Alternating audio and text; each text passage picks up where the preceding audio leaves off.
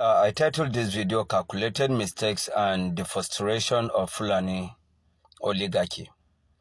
After the 8 years of Buhari reign of terror and terrorism in Nigeria, all his agenda could not succeed. From Ruga, Nigeria resisted Ruga, cattle colony, Nigeria rejected cattle colony, and then livestock transformation program, Nigeria rejected it. The last attempt was actually the Wuru census he wanted to do. Nigeria all rejected it.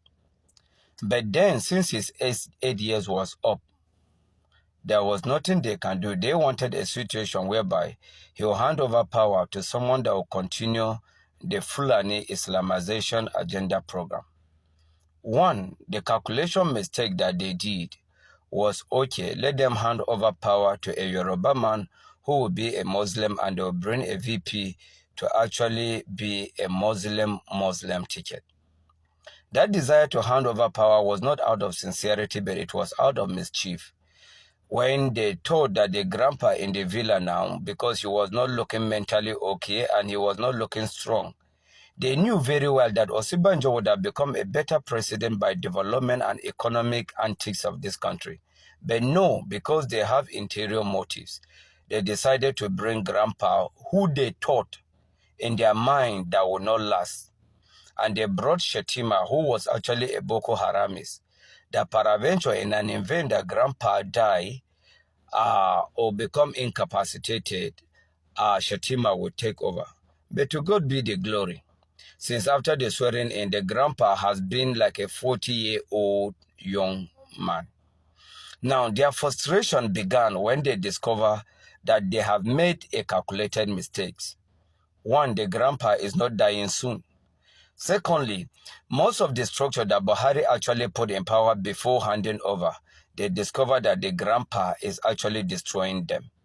They also discover that the emperor, the pharaoh of Kaduna, that's supposed to actually carry their plan and their agenda, they thought he could either become chief of staff or SSG. He did not get any of those positions. Rather, even the minister could not be given to him.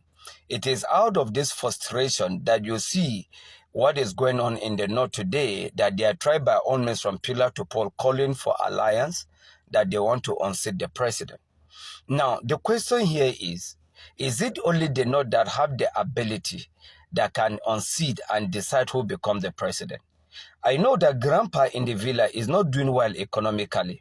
But if it is Nigerians that actually want a different president, that is a different ballgame.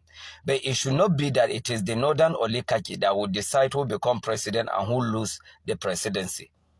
And thank God for the life of Peter Obi, that when they were calling alliance, Peter Obi has stood his ground. He will be the presidential candidate, and El Rufai will not be his deputy except Ahmed Deti. Now, foolishly, they are calling Arayo Boishola, they are calling Rotimi Amechi. These are the foolish Southerners they used during Buhari, and they want to repeat it. I want all the Southerners to know nobody is comfortable with the regime, the president's regime, and the status quo of this country. But let it be that if Nigerians want change, let the change be from Nigerians and not from a few Fulani northern oligarchy.